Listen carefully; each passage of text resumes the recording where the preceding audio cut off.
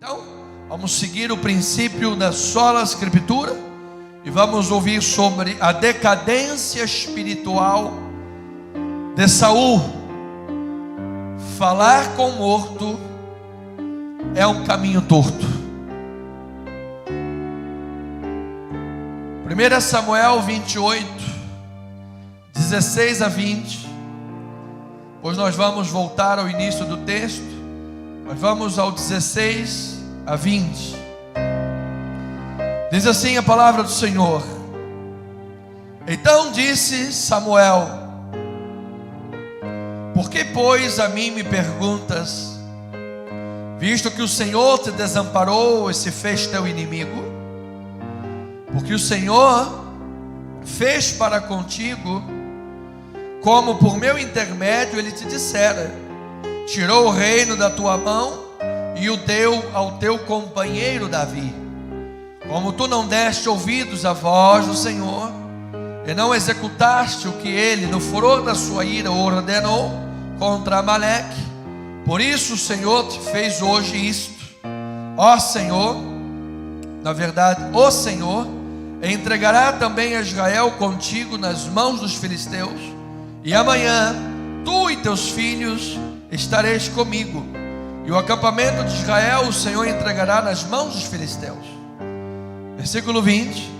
De súbito caiu Saul estendido por terra e foi tomado de grande medo por causa das palavras de Samuel, e faltavam-lhe as forças, porque não comera pão todo aquele dia e toda aquela noite. Vamos entender o que o texto bíblico está dizendo e vamos contar com a iluminação do Espírito de Deus. Vamos orar ao Senhor. Pai amado e eterno, o altar da igreja tem por sua responsabilidade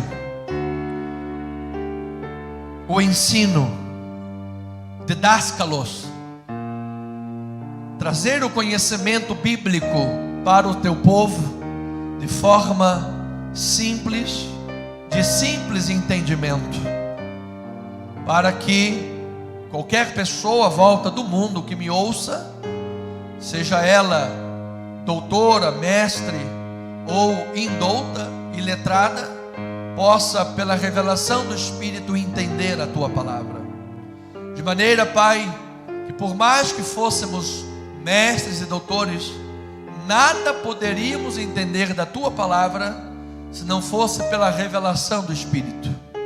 Assim eu conto inteiramente com a graça, inteiramente com a ação do teu Espírito, para, por meu intermédio, falar e instruir o povo de Deus de acordo com o que o texto bíblico está falando, para que possamos seguramente caminhar a direção da tua palavra. Peço-te, Deus, usa-me em nome de Jesus Cristo, e que teu povo cresça e se fortaleça no conhecimento de Deus. Em nome de Jesus oramos, e o povo amado de Deus, a igreja cristã santificada em Cristo Jesus, diga amém e amém.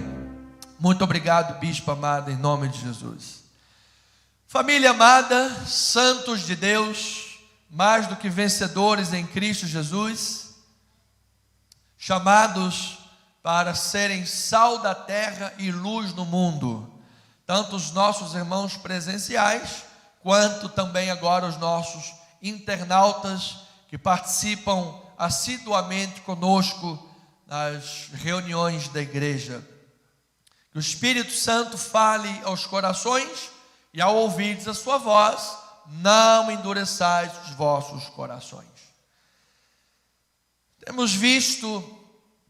Temos estudado o livro de Samuel em sessões. Temos entendido cada quadro, cada cena que o texto apresenta, e temos assim estudado capítulo por capítulo. E os capítulos vão se encaixando como uma corrente, um elo se encaixa ao outro. E assim as sessões do livro. Nesta última sessão, esses últimos capítulos, temos visto e entendido que quando a fé vacila, por vezes, os servos do Senhor comprometem a sua identidade e recorrem a medidas desesperadas que os colocam em situações delicadas. É isto que a ideia central do texto bíblico, que vai desembocar exatamente no capítulo 28, que é a proposta desta manhã. Então, eu vou repetir para isto estar claro nos corações. Quando a fé vacila, diante das perseguições, diante das lutas, diante do cerco que aperta, diante de um Golias que grita e diz que vai arrancar a tua cabeça, diante de um Saul que te encurrala numa cidade onde não tem para onde você correr, diante das questões difíceis, onde aqueles que você ajudou e esperava no mínimo um obrigado, na verdade vão até Saul, dão o seu paradeiro para que Saul vá lá e mate você. Diante das questões difíceis, inesperadas, problemáticas da vida, quando nessas questões a fé vacila, nós, servos de Deus, temos a tendência de colocar em xeque, comprometer a nossa identidade cristã. E muitas são as vezes que recorremos a medidas desesperadas, abrindo mão de princípios cristãos, abrindo mão da atitude que Deus espera que sejamos encontrados fiéis, e assim somos colocados em situações delicadas. De maneira que a maior parte das saias justas, somos nós mesmos quem as criamos. Muitas das vezes, na religiosidade sem conhecimento, se atribui tudo a Satanás. É o diabo, é o diabo, é o diabo, é o diabo. E grande parte das vezes somos nós. É a nossa falta de compromisso, a nossa falta de oração, falta de leitura bíblica, falta da fidelidade ao Senhor. E aí deu brecha para Satanás. Satanás vai lá e faz uma cirandinha. Então nós vimos isso já quando Davi, convencido de que Saul não desistiria de matá-lo, fugiu novamente para a terra dos filisteus. E aprendemos que aqueles que vivem cogitando das coisas da carne, caminham para coisas distantes de Deus. Buscam recursos e soluções em coisas que não há Deus. Você se lembra, as Marias, ao terceiro dia, foram ao túmulo cuidar do corpo de Cristo, e lá estava um anjo sentado sobre a rocha e disse: por que buscais dentre os mortos aquele que vive? E de fato quando não estamos cogitando da boa doutrina, quando não estamos cogitando das coisas de Deus, e vacilamos na fé, buscamos Cristo entre os mortos, buscamos Cristo numa religião vazia, buscamos Cristo numa aparência, mas que não tem validade contra a sensualidade, disse Paulo, não tem validade contra a força da carne. E assim tentamos vencer as obras da carne, tentamos vencer as coisas do mundo através de estratégias humanas equivocadas, distantes de Deus, desaprovadas e proibidas expressamente por Deus, e assim estaremos vulneráveis a juízos, disciplinas e problemas da vida. Então, observando com atenção esta sessão bíblica, nós encontramos paralelismos nestes capítulos, e um especial nos chama a atenção pelo capítulo estudado esta manhã, porque toca em relação ao primeiro rei de Israel, um homem superficial, Saul. Pois este Saul rejeita ao Senhor diversas vezes. Diversas vezes Saul tomou o lugar de Deus. Você se lembra quando havia um acordo entre ele e Samuel, que ele deveria esperar 7 dias. 7 dias até que Samuel chegasse, oferecesse o sacrifício E então o próprio Samuel, como voz de Deus, diria a Saul como iria vencer os filisteus. Aconteceu que Saul viu os filisteus reunidos em Micmas, viu os seus soldados fugirem, Samuel ainda não tinha aparecido, e ele, entre aspas, forçado pelas circunstâncias, ofereceu o holocausto. Olha que ele só queria um churrasco, não é verdade? Saul só queria um churrasquinho, ofereceu o holocausto, assar a carne, mas isso foi o suficiente para ser reprovado por Deus. E isso nos mostra que muitas das vezes, o que para nós não nos parece tão importante, aos olhos de Deus é crucial para o bom andamento das coisas. Que a gente pode olhar e dizer, gente, será que Deus não foi muito duro com Saul? Tinha um problema lá, todo mundo abandonando e tudo mais. Ele só fez um churrasquinho de holocausto, só botou lá uma carne para assar. Mas aos olhos de Deus aquilo ali foi expressa desobediência e expressa desconfiança do caráter daquele que livra o seu povo de todos os males. Será que Deus não foi muito duro com Moisés? E depois de ter conduzido todo aquele povo por um deserto, das mãos de Faraó e tantas coisas, bateu na rocha, não pôde entrar na terra prometida por isso. Será que Deus não foi muito duro com ele? Amado, nós precisamos aprender a olhar as coisas sob a ótica de Deus, amado. Se você aprender a olhar a coisa sob a ótica de Deus e obedecê-lo, certamente as coisas irão bem na tua vida, amado. Agora, quando damos uma de Jó, Deus, por que isso? Deus, por que aquilo? Deus, não sei o quê. Deus vai lá, ouve as 14 perguntinhas.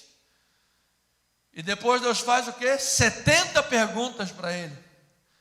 Jó, onde é que você estava quando eu lancei os fundamentos da terra? Como é que a terra, onde que a terra está? Me diz se você sabe. Como é que a terra, qual é a coluna da terra? Quem é que segura a terra? Me diz se você sabe. E aí Jó começou a ouvir, bombardeado de todo lado. Disse, gente, espera aí, eu preciso me colocar no meu devido lugar. Bem sei que tudo podes, e nenhum dos teus planos pode ser frustrado. Então, amados, devido a essa impulsividade, a essa carne viva, a esse sentimento que nós temos como todo mundo se sente um pouco Deus, né? De médico, de louco, todo mundo tem um pouco, tem um ditado, sabe? Todo mundo quer saber de tudo, quer se colocar no lugar de Deus. Eu faria diferente. Eu não, se fosse eu, o negócio seria, a música ia tocar diferente. Então a gente tem aquela arrogância natural. Então, amado, e assim Saul se colocou no lugar de Deus, do profeta, diversas vezes desobedeceu, ao ponto, note, onde culminou o cimo do outeiro, ao ponto dele ter matado os sacerdotes do Senhor, amado. Amado, os sacerdotes do Senhor eram um meio de comunicação com Deus. Quando ele matou os sacerdotes do Senhor, sabedor, consciente disso, ele estava despreocupado, pode matar, ele não estava nem aí para a sua comunicação com Deus. Tamanha era a sua impulsividade, a sua carnalidade. E agora, o paralelo é estabelecido. Aquele que rejeitou a Deus e a sua palavra, também é rejeitado por Deus. Perdeu o reinado, perdeu a dinastia e entrou numa espiral de decadência. Ao passo que Davi começou a ascender e a mostrar quem era o homem segundo o coração de Deus. Então nós temos todos os dias esta possibilidade dentro de nós, amado, diante de nós. Agir na impulsividade de um Saul, na carnalidade de um Saul, sem vida de oração, sem leitura bíblica, sem temor a Deus, sem a devida comunicação com o trono, agir na força da nossa carne, ou dar ouvidos à voz de Deus. Então precisamos analisar biblicamente o ponto que vai, até que ponto vai a vida de uma pessoa que não se importa com o Senhor. Porque Saul não se importou com o Senhor e a comunicação com Deus quando matou o sacerdote do Senhor, quando desobedeceu os dias aprazados por Samuel, quando fez um voto precipitado, deixando todo mundo com fome, para que ele se vingasse dos seus inimigos, ou seja, lutando uma guerra santa com fundamentos carnais, lutando uma guerra santa com pressupostos humanos. Amado, na obra de Deus, do início ao fim, a glória é do Senhor, amado. A glória é do Senhor. Aquele que quiser ser maior, seja quem vos sirva. Diga glória a Deus por isso. Então, a ideia central do capítulo 28 específico é assim: aqueles que rejeitam a palavra são rejeitados por Deus, vivem sem a orientação divina e enfrentarão juízos na vida. Se nós olharmos à luz do conselho de Paulo a Timóteo, ele diz: aplica-te à leitura, tem cuidado de ti mesmo e da doutrina. Fazendo isso, o que ele disse? Salvarás tanto a ti mesmo como aos teus ouvintes. Nós não estamos especificamente no Pacto da Graça de Deus tratando sobre salvação aqui, verdade? Paulo disse assim: o fundamento é um só, é Cristo Jesus. Ninguém pode lançar outro fundamento além do que já foi posto. Entretanto, porém, o que alguém edifica sobre o fundamento será manifesto, porque o fogo vai provar. Se você colocou ouro, prata, pedra preciosa, madeira, fenopalha, o fogo vai vir provar. Se a obra permanecer, porque o fogo, quando é lançado ao ouro, o ouro vai ficar mais purificado ainda, você vai receber galardão. Agora, se o fogo queimar a palha das tuas obras, você será salvo. Diga glória a Deus pela graça do Senhor. Mas vai chegar na porta do céu com o cabelinho todo chamuscado. E se já tiver carequinha, mano, aqui na terra, vai chegar torresmo de careca lá. Mas vai entrar na porta da celestial Jerusalém, porque o sangue do Cordeiro de Deus te lavou, te purificou dos teus pecados. Porque Deus é fiel. Agora, você quer viver batendo cabeça nesta terra, chegar no céu sem galardão nenhum, ou você quer viver agradando ao Senhor Jesus Cristo? E mesmo que sejas perseguido por isso, esteja chorando por isso, o Espírito vai te consolar, o Espírito vai te fortalecer. Por isso não desanimamos, mesmo que o nosso homem exterior se corrompa, pé de galinha, gordura, barriguinha cai, efeito da gravidade cai, e a gente fica lá, às vezes, ainda que o homem exterior se corrompa, o teu homem interior vai se renovar, amado. Vai ser um velhinho forte, cheio da glória de Deus. Você vai dizer como Paulo disse: tudo posso naquele que me fortalece. Aleluia!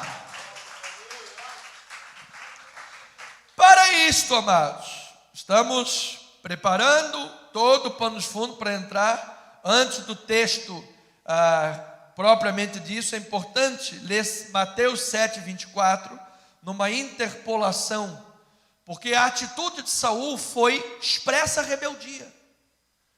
A atitude de Saul foi expressa rebeldia contra Deus. Então precisamos estabelecer um pano de fundo, pois é isso que não queremos agir na vida. Então, Mateus 7, 24, diz assim a palavra do Senhor: todo aquele, pois, que ouve estas minhas palavras e as pratica, será comparado a um homem prudente, que edificou a sua casa sobre a rocha, e caiu a chuva. Caiu ou não caiu, amado? Caiu forte, amado. Transbordaram os rios, sopraram os ventos e deram com ímpeto contra aquela casa. Olha esse resultado, vamos ler. Que não caiu, porque fora edificada sobre a rocha. Jesus quem disse isto, amado. Isto é para a tua vida, para a minha vida, para o nosso ministério. Agora, alerta, pay attention. Jesus continua: e todo aquele que ouve estas minhas palavras e não as pratica, será comparado a um homem insensato, que edificou a sua casa sobre a areia, igual lá na Barra da Tijuca, Sionaia, lá areia da Barra. Caiu a chuva, transbordaram os rios, sopraram os ventos e deram com ímpeto contra aquela casa, e ela desabou, sendo grande a sua ruína. Agora olha o 28 e 29. Quando Jesus acabou de proferir essas palavras, estavam as multidões como? Maravilhadas da sua doutrina, porque ele as ensinava como quem tem autoridade e não como os escribas. Isto é motivo de glorificar e de adorar ao Senhor, amados. Aleluia! Santo é o Senhor. Porque a doutrina pregada por Cristo é falada com autoridade divina. É a autoridade da doutrina de Cristo quem governa a casa das nossas vidas. Se você ouve a autoridade da doutrina de Cristo e porque tem juízo obedece, a tua casa está sobre a rocha. Vento vai soprar, a chuva vai cair, rio vai transbordar. Não estranhe o fogo ardente, amado. Deus estará contigo no vale da sombra da morte. Deus vai estar contigo na cova dos leões. Deus vai estar contigo na fornalha 7 vezes mais acesa. Deus vai estar contigo lá no Egito como escravo na casa de Potifar, ou depois na cela. Deus vai estar contigo no Mar Vermelho. Deus vai estar contigo perante os midianitas. Deus vai estar contigo perante os filisteus. Deus vai estar contigo na pedra chamada Ebenezer, onde você vai dizer: até aqui me ajudou o Senhor. Aleluia. Agora, se você ouve a doutrina da autoridade de Cristo e diz: coisa do bispo, isso aí não é para mim, isso aí, sabe? Aí você está conscientemente se colocando no lugar de Deus, como Saul fez, se colocando no lugar onde não deveria. Sabe que, por exemplo, anticristo não é alguém que está contra Cristo, alguém que vai vir aqui, vai lá, não sei aonde, dizer: olha, Cristo não existe, Cristo não foi ninguém, eu é que sou bom. Não é isso. Anticristo é alguém que se coloca no lugar de Cristo e vai chamar para si a atenção como se ele fosse o próprio Cristo, o próprio enviado de Deus.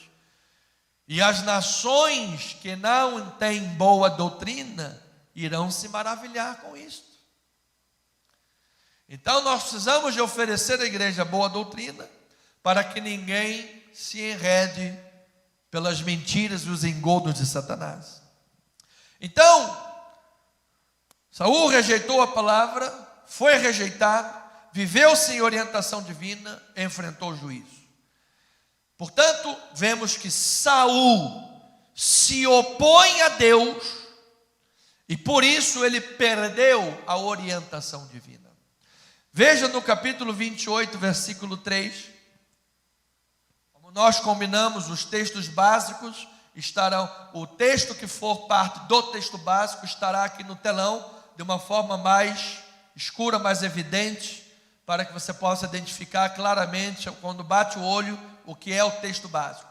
28, versículo 3, ele diz assim: já Samuel era morto, e todo Israel o tinha chorado, e o tinha sepultado em Ramá, que era a sua cidade. Saul havia desterrado os médios e os adivinhos. Então, eu quero dizer à igreja, como princípio bíblico, que a morte é determinada por Deus, amados. A morte hoje existe como resultado do pecado. O pecado entrou no mundo, entrou a morte. Portanto, a morte está debaixo da determinação de Deus. estando ligada à questão da presença do pecado. Portanto, quando não aceitamos a morte, nós estamos, na verdade, dizendo que Deus não deveria ter o controle das coisas. Quando nós não aceitamos a morte, estamos dizendo que Deus está equivocado na condução das coisas, que Ele não deveria estar na condução, que talvez nós conduzíssemos melhor do que Ele, que nós é que teríamos capacidade, ou que temos capacidade em exercer os limites da vida. Amado, a morte faz parte dos limites estabelecidos pelo próprio Deus. Se não aceitamos a morte, estaríamos nos levantando contra a ordem natural estabelecida pelo soberano. Estaríamos, portanto, avançando o sinal vermelho, porque não nos é permitido agir dessa forma. Por isso, no dia dos finados, nós não temos o hábito de ir no cemitério, chorar e ficar lá chorando, lamuriando, e sabe, que amado, nós sabemos que no dia, no segundo, no instante que a pessoa fechou os olhinhos aqui, ela está agora no trono, diante do trono da glória de Deus. Ela está viva com o Senhor.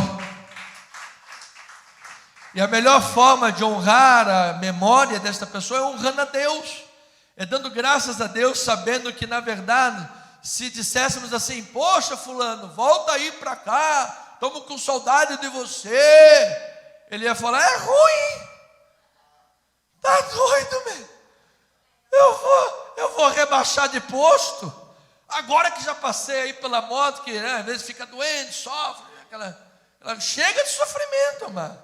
Aqui eu estou diante do trono, todo poderoso, aqui eu estou com Abraão, com Isaac, com Jacó, com José, estou com a galera toda, mano.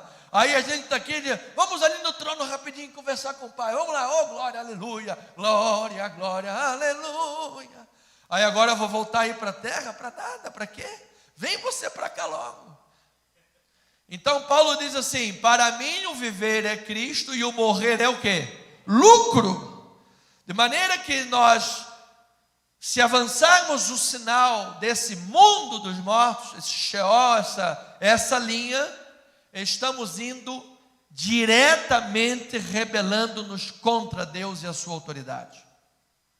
Amado, eu quero lhe dizer: a Deus pertence o futuro, a Deus pertence toda a direção da história da humanidade. Deus está no controle da tua vida, Deus está no controle do Brasil e do mundo, amados. Diga: Deus está no controle. Então, quando alguém tenta estabelecer maneiras espirituais para prever o futuro ou dirigir a história, ela está se rebelando contra a autoridade de Deus. Ela está se rebelando contra o governo de Deus. E a Deus ela dará contas disso, amado. Então, no versículo 4 a 6... estamos indo passo a passo. Diz assim: ajuntaram-se os filisteus e vieram acampar em Sunem. Ajuntou Saul a todo Israel e se acamparam em Gilboa. Esse Gilboa não era tão boa, era Gilmar, né? Porque... aí ele diz assim: vendo Saul o acampamento dos filisteus, foi tomado de quê? De medo. E muito se estremeceu o seu coração. A sua fé certamente estava vacilante, que é a seção que estamos vendo.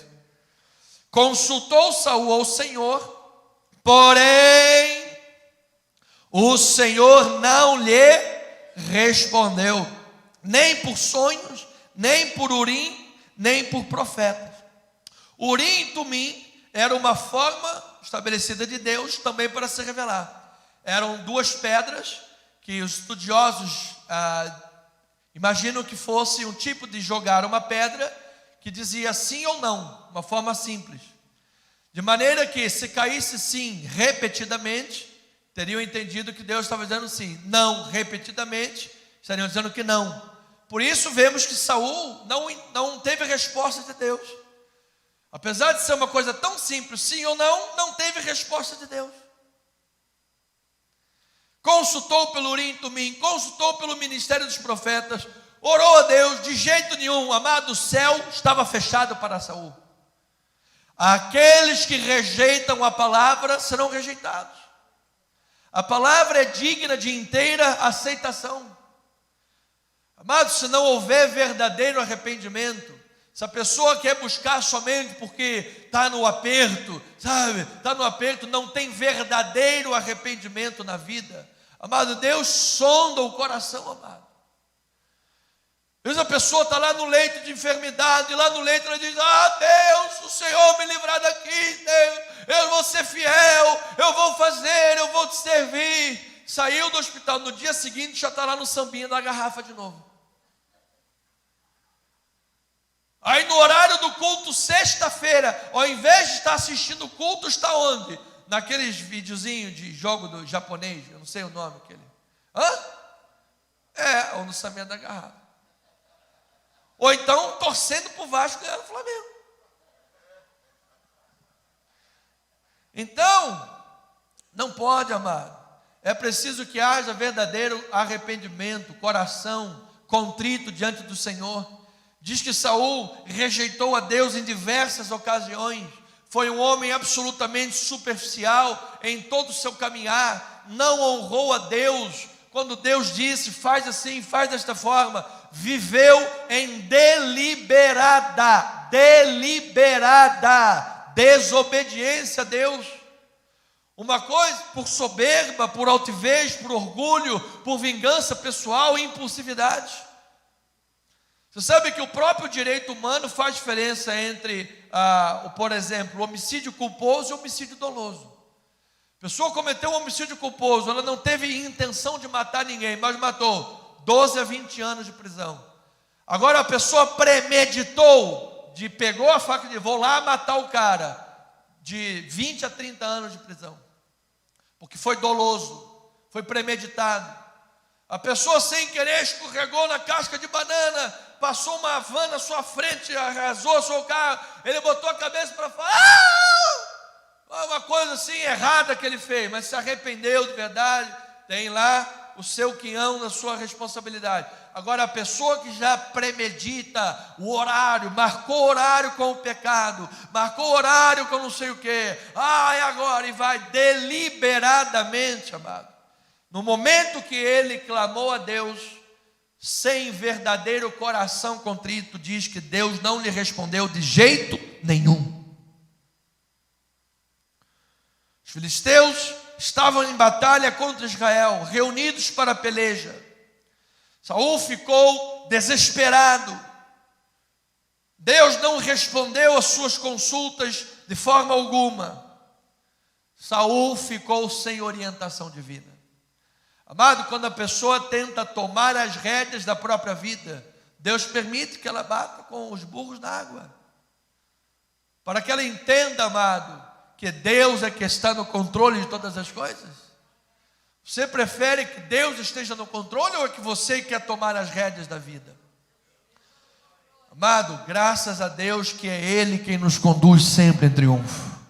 Ele nos dá a sua orientação. Diga: eu recebo orientação divina. Deus vai te conduzir em perfeita vitória. Então Saul se opôs a Deus. Por isso, além de ficar sem orientação divina, cometeu o pecado de feitiçaria. Olha, se Deus não está me orientando, já orei, já fui na igreja, já busquei lá o gabinete do pastor, ninguém me deu uma resposta, busquei orientação divina, vou lá para o outro lado.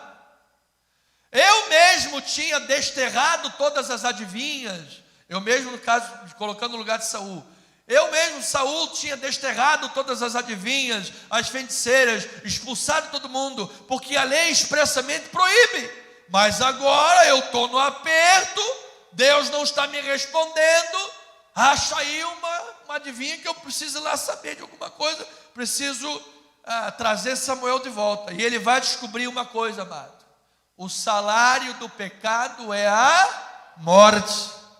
Então veja o versículo 7 a 10, diz assim a palavra do Senhor: então disse Saul aos seus servos: apontai-me uma mulher que seja médium, para que me encontre com ela. Gente, isso quem está dizendo é o rei de Israel, amados. O rei de Israel está pedindo uma médium para consultar, para que me encontre com ela e a consulte. Disseram-lhe os seus servos: há uma mulher em Endor, que é médium. Saul disfarçou-se, vestiu outras roupas e se foi. E com ele 2 homens, e de noite chegaram a mulher e lhe disse: peço-te que me adivinhes pela necromancia, e me faça subir aquele que eu te disser. Respondeu-lhe a mulher: bem sabes o que fez Saul, como eliminou da terra os médios e adivinhos.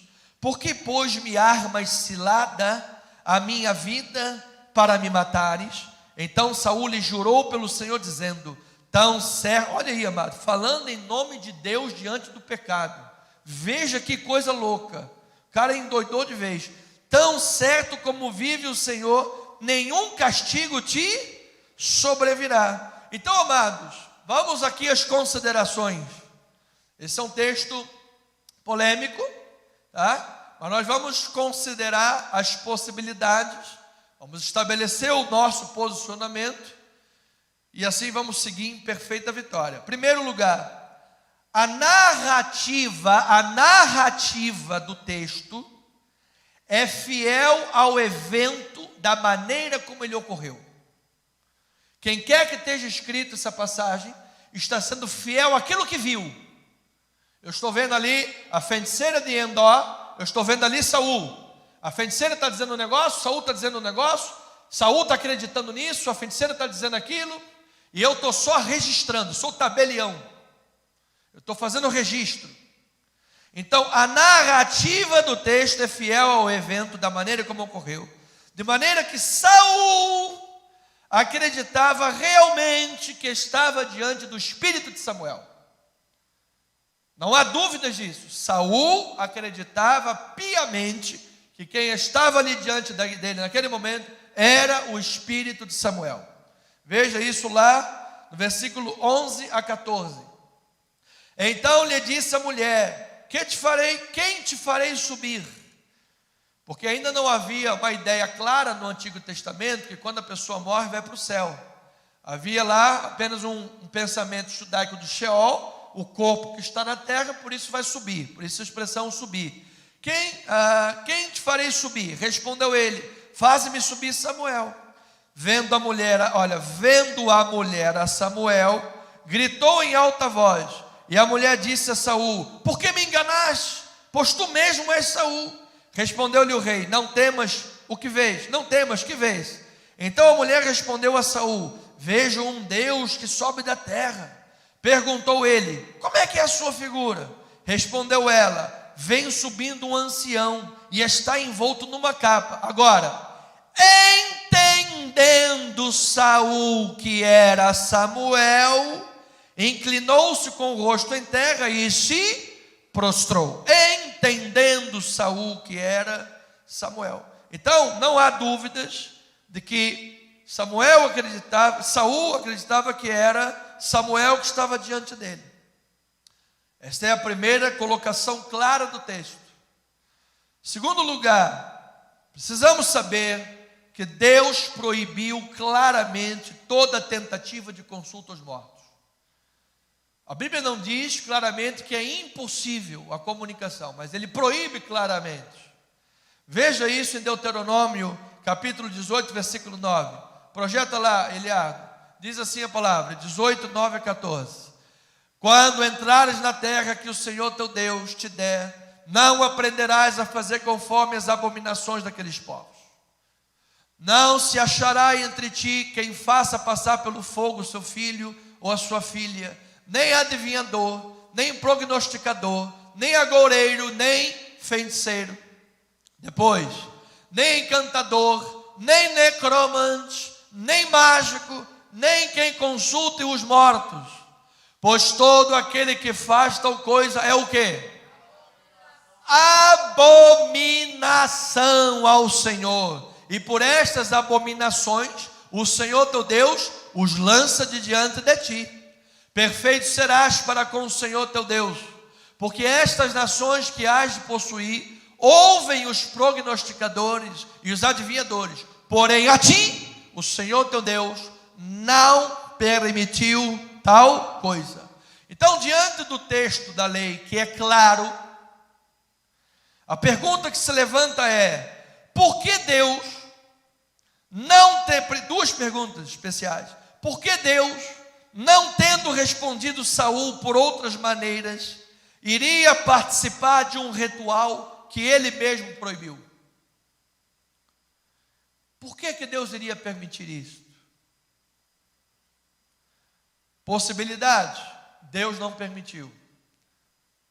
Possibilidade 2: Deus permitiu para que o juízo sobre Saul fosse ainda maior. E de fato, algumas vezes Deus assim o faz. Por que coisa ruim não morre, diz o ditado? Só morre quem é bom. Porque Deus permite que o cara vá acumulando juízos e mais juízos, para que no último dia, lambada e chulapada. Poderia Deus ter permitido, de fato, o que está aqui, estamos estudando, ter acontecido, para que Saul tivesse ainda mais juízo sobre ele. Mas é uma questão reflexiva. Teria Deus permitido? Se ele mesmo proibiu ao seu povo, sim ou não? Segunda pergunta, que aqui, pense comigo: por que Deus permitiria que um servo fiel como Samuel fosse importunado? Amado, note uma coisa: Samuel era profeta do Senhor. Em vida, somente Deus tinha domínio sobre Samuel. Por que depois de morto, Deus permitiria que uma feiticeira tivesse domínio sobre ele? Ela disse no versículo 11: quem eu te farei subir? Será que Deus permitiria que uma feiticeira tivesse domínio sobre Samuel, um grande profeta do Senhor? Eu acredito que não.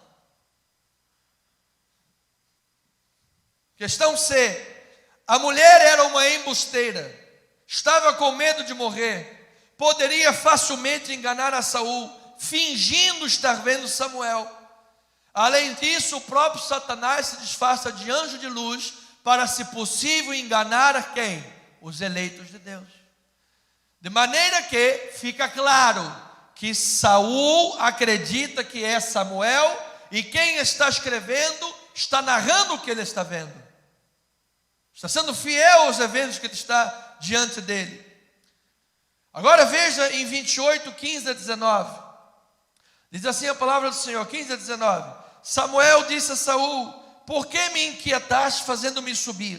Então disse Saul: muito angustiado estou, porque os filisteus guerreiam contra mim, e Deus se desviou de mim, e já não me responde, nem pelo ministério dos profetas, nem por sonhos. Por isso te chamei, para que me reveles o que devo fazer.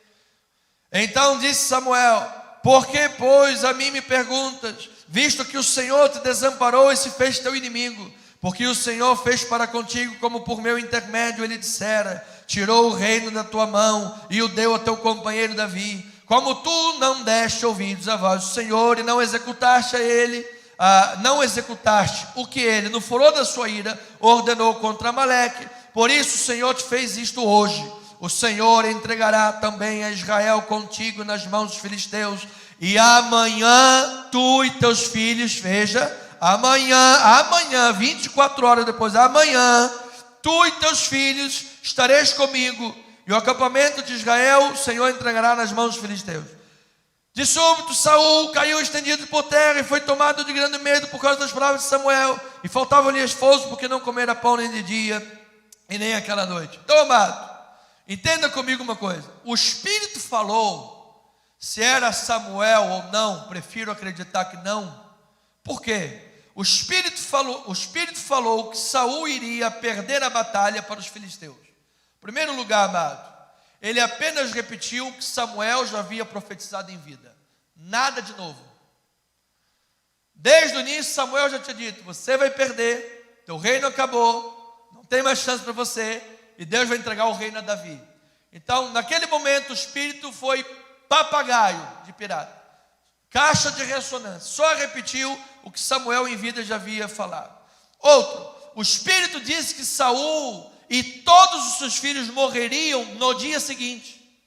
Questão: nem Saul morreu no dia seguinte, e quando morreram, morreram apenas os homens, não foram todos os filhos.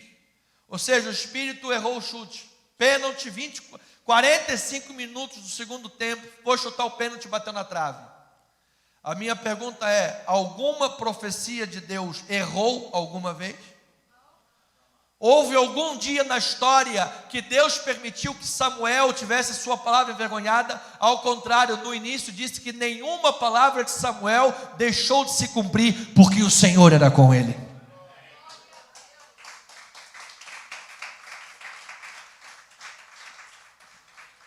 Outra, amado, Eclesiastes 6, a mensagem de Eclesiastes 6, diz que os mortos nada sabem. Ou seja, os mortos não têm parte de nada do que acontece na terra. Ora, se os mortos nada sabem, como é que ele vai vir para falar isso ou aquilo? Então eu quero dizer uma coisa, amado. A corrente majoritária cristã, evangélica e teológica acredita da forma como eu estou lhe colocando. Era um espírito enganador. Era um espírito se fazendo de anjo de luz. E se nós olharmos em todo o restante da Bíblia Sagrada, vai lá em toda a Bíblia, me encontra um texto que alguém fez um trabalho de necromancia e um espírito do morto veio e disse: faz isso, faz aquilo, é assim, é assado, e deu orientações divinas. Não há esse texto. Então, amado, Saul se opôs a Deus, se rebelou a Deus, perdeu a orientação divina, afundou-se em algo torto, que é a tentativa da comunicação com os mortos. Precisamos avaliar essas atitudes e comportamento de Saul, porque muitas das vezes pensamos que notícia ruim bate só na casa do vizinho. Para onde está caminhando o povo evangélico desse país? Você liga um programa de rádio e televisão evangélico, parece trabalho de macumba. Trago o seu amado em 3 dias. Quando eu vi isso, pensei que fosse trabalho de macumba. Não, terapia do amor. Leve para casa esse objeto, essa rosa, coloque na cabeceira da sua cama. Quando ela murchar, murchou junto os demônios da sua casa. Tem que ser muito idiota para acreditar nisso, que a flor vai murchar de qualquer jeito. Eu queria ver o seguinte: bota a rosa na tua casa, ela nunca vai murchar. Aí eu quero ver. Apesar que se for hambúrguer do McDonald's, nunca estraga. Está cheio de conservante ali que vai ficar o ano inteiro parecendo bonitinho. Come aquela comida estragada para você ver se não vai dar desinteria na mesma hora. E tem muita gente tendo desinteria espiritual, amados. Por quê? Porque o líder da igreja não gasta pestana, não lê, não estuda, não tem chamado, não respeita Deus, não respeita a obra do Senhor, não respeita as ovelhas que estão diante dela, só pensa no bolso dos outros.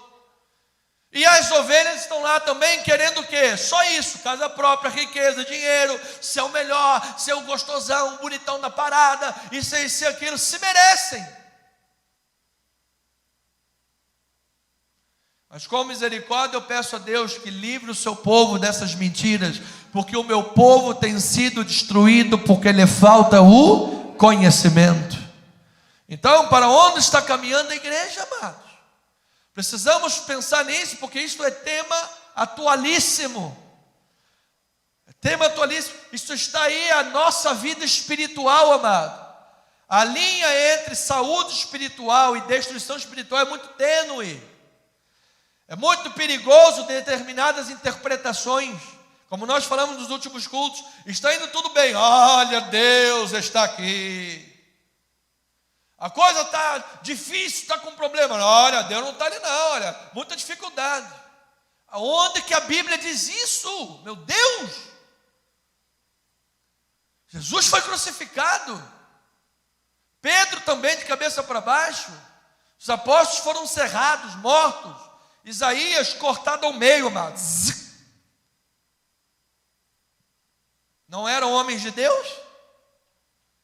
Não eram ministérios de Deus? Ou esse evangelho triunfalista de hoje em dia.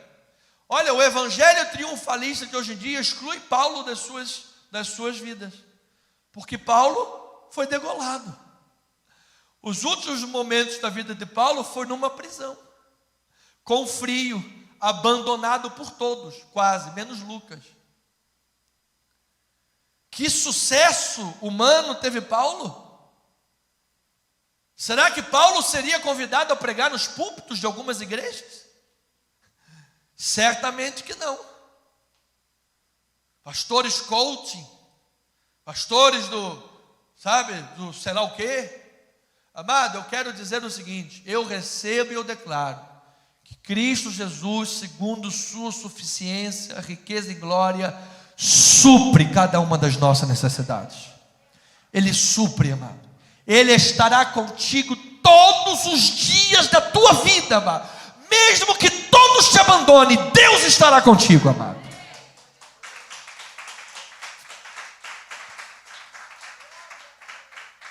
Creia na suficiência, na graça de Deus.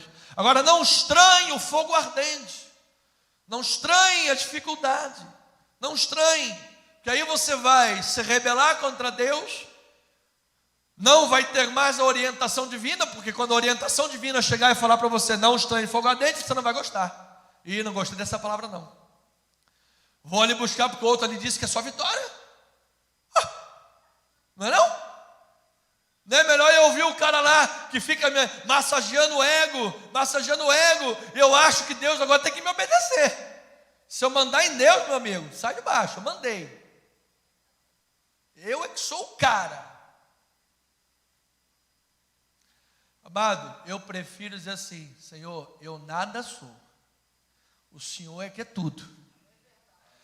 O Senhor disser que azul é preto, não vou discutir. O dia que eu não entender alguma coisa, a gente vai conversar, porque o Senhor me deu inteligência, racionalidade para isso.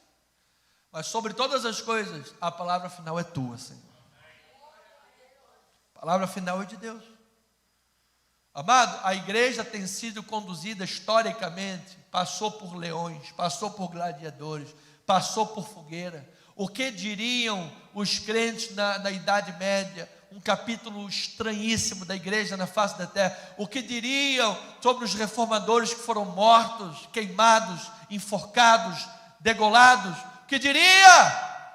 Vamos dizer hoje, amado, sola gratia, sola escritura. Não troca as verdades de Deus por pratos de lentilha, amado. Então eu termino nesses minutos finais.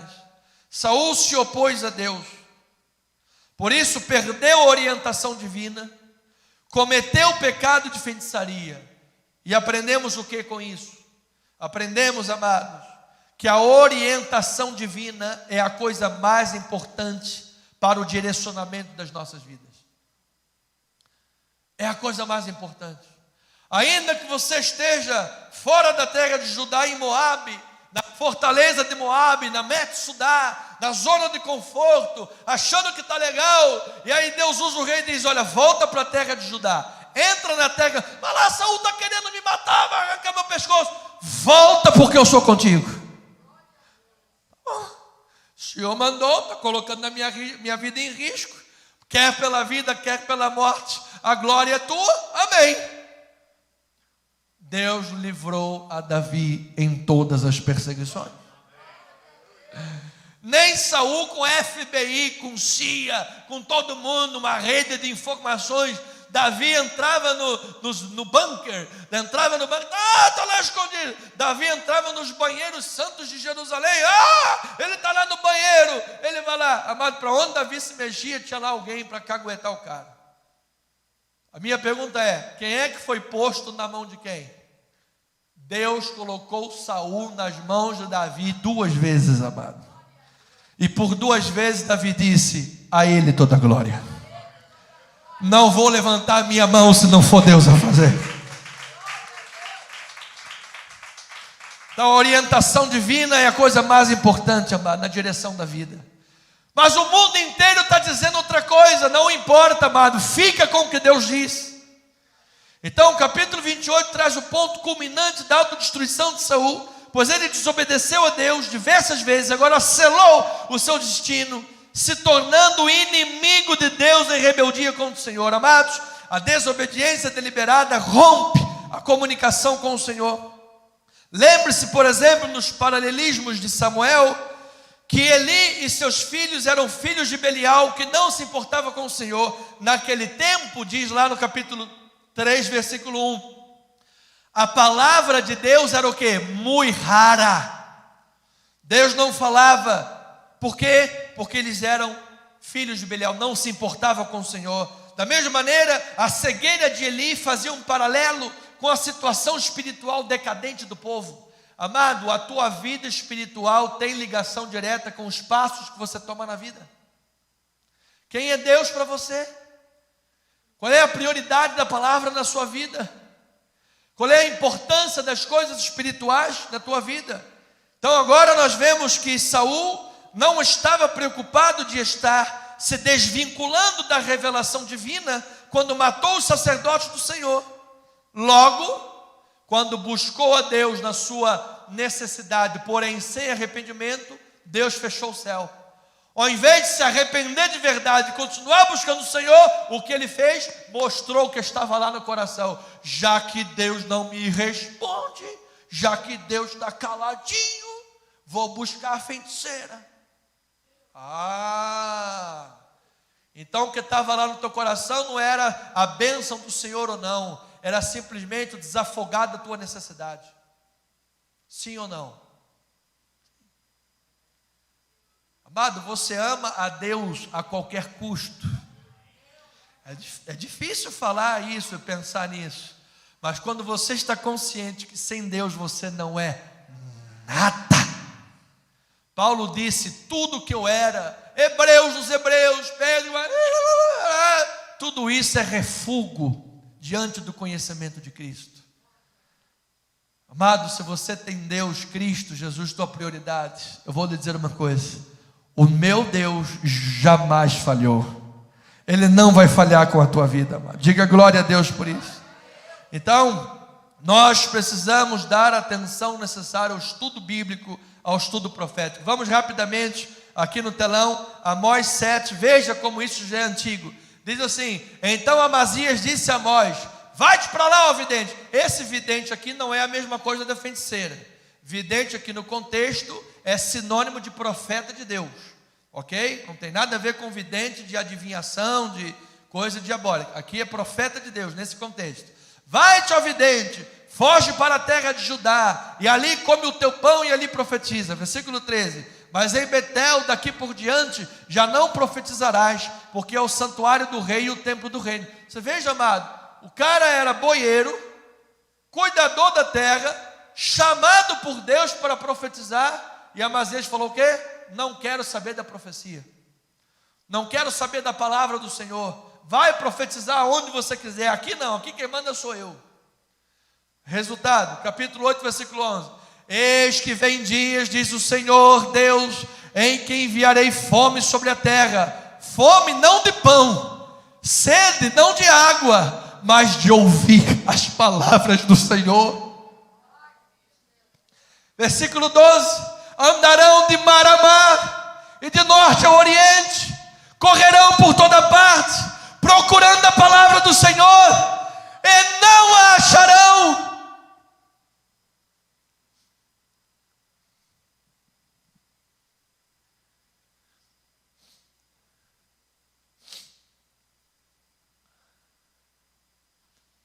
Se você tem o temor de Deus no coração, amado, você sabe o peso dessa palavra. Então, a orientação bíblica é a coisa mais importante. Saul a perdeu, porque não considerou a importância da palavra, e descobriu que o salário do pecado é a morte. 1 Crônicas, capítulo 10, versículo 13: assim morreu Saul, por causa da sua transgressão cometida contra o Senhor, por causa da palavra do Senhor que ele não guardara, e também porque interrogara e consultara uma necromante, e não ao Senhor, que por isso o matou, e transferiu o reino a Davi, filho de Jessé. Diga glória a Deus aí, amado, por isso. Então, amados, termino dizendo: falar com o morto é um caminho torto. Você pode dizer isso? Diga aí: falar com o morto é um caminho torto. Portanto, amado, consulte apenas a palavra de Deus. Imagine que se alguém está doente, profundamente doente, ele vai pedir conselho a quem? Ao carpinteiro. Faz sentido isso? Não. O cara está profundamente doente, vai pedir conselho ao mecânico, ao nosso amado Marcos Kleber, mecânico, melhor mecânico da Fiat, não tem cara melhor do que ele. Se tiver um problema no carro, ele de longe já diz: olha, o radiador estourou, tem um furo lá embaixo, assim, sabe tudo. Se você tiver problemas cardíacos, você tem que ir a quem? Ao cardiologista.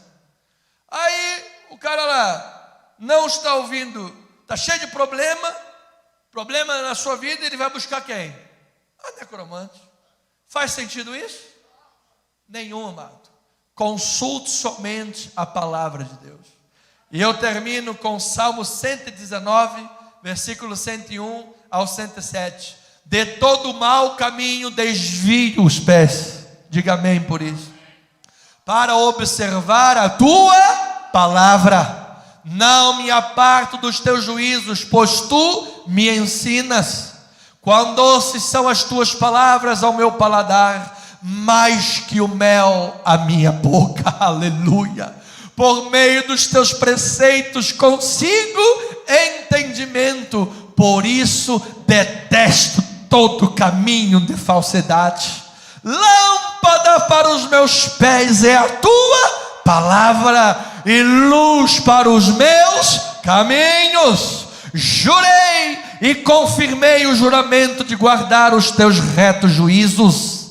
Estou aflitíssimo. Vivifica-me, Senhor, segundo a tua palavra. Aleluia. Termino perguntando: é possível um crente em Jesus ficar aflitíssimo? Sim. Mas qual é a tua resposta à aflição? Vivifica-me conforme a tua palavra. Consulte-a, leia, medite, e Deus vai falar ao teu coração. Assim seja, assim diz o Senhor.